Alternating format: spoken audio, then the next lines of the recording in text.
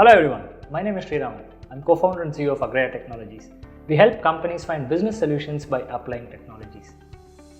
In this series, we are talking about digital transformation and innovation, and this is the second episode where we are talking about innovation.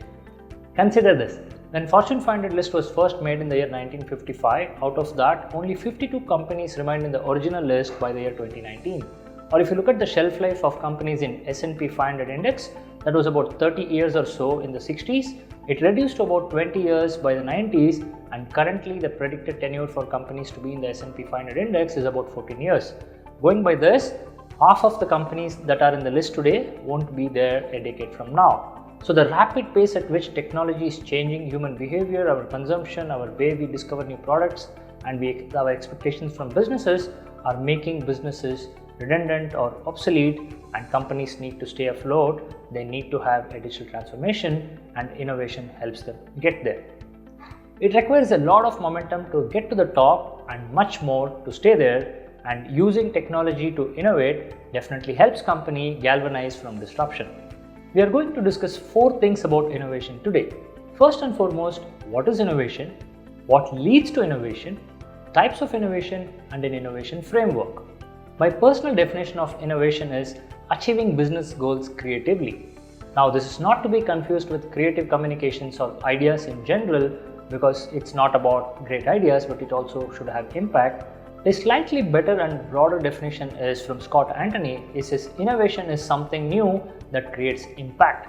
Now, this is a lot deeper meaning, because only creative ideas, if they don't see the light of the day or if it doesn't create impact, it's not innovation. For companies wanting to innovate disruptively, there is a formulaic definition from MIT. It goes like innovation is equal to invention times commercialization. Now, it's not a sum total, but it is a product, because you need to have an innovation and commercialization angle to get the result, which is a multiple. Now, look at some of the examples. MP3 or a MP3 player long existed before iPod came into being, but we credit Apple for disrupting the music industry. The same can be said for many new technologies, the rubber foam, or aviation, or cars, or electric cars, or even AdWords that makes Google more than $150 billion a year long existed before Google introduced them. So it takes an invention, but also equally important is the commercialization, which is a true innovation. The second part is what leads to innovation.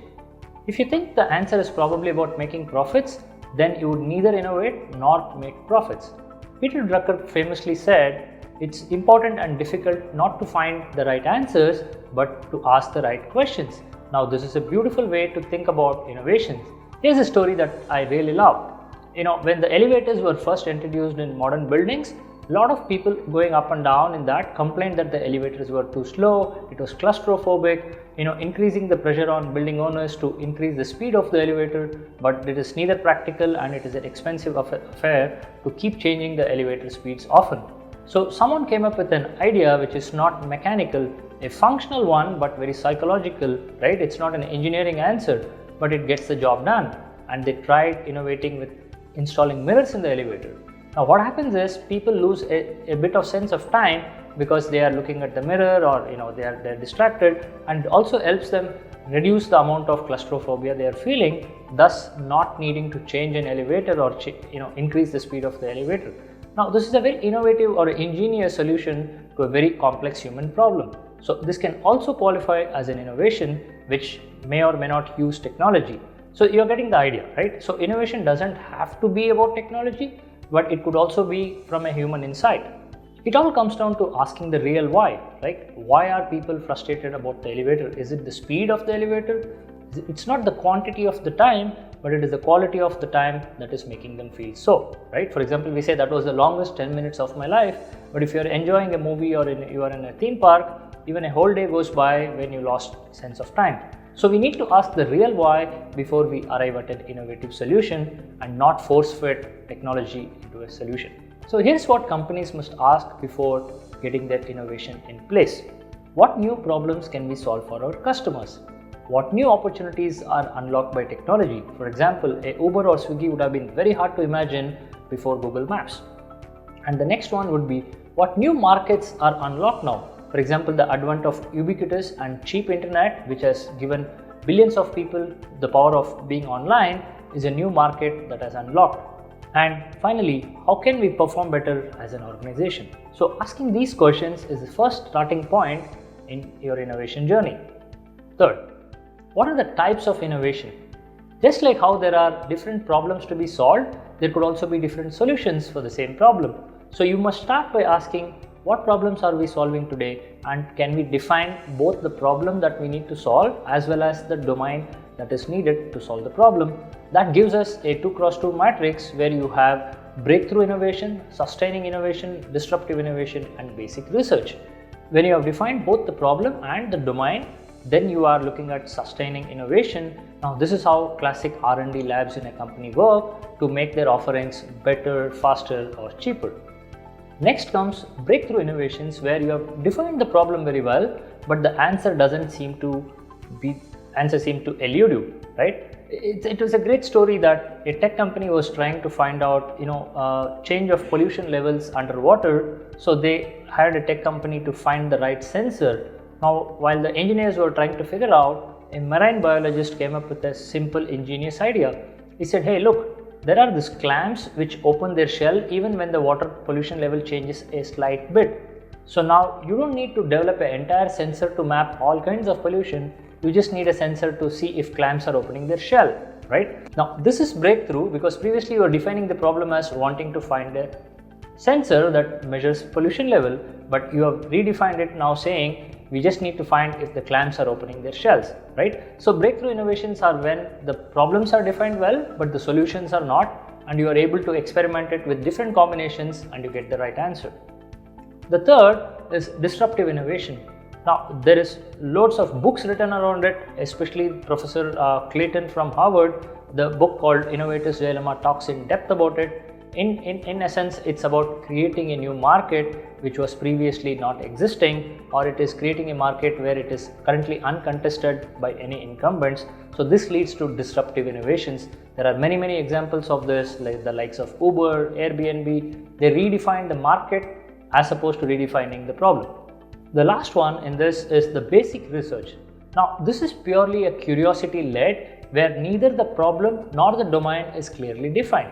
For example, the works of Isaac Newton, Albert Einstein, or Alan Turing, all of them were genuinely guided by curiosity to find new things, and only decades after their works were published, today we have multiple products working on their theory or their inventions. For example, nuclear energy, satellite, GPS, computers, and so on, all were made possible many years after the basic research work of these people were published.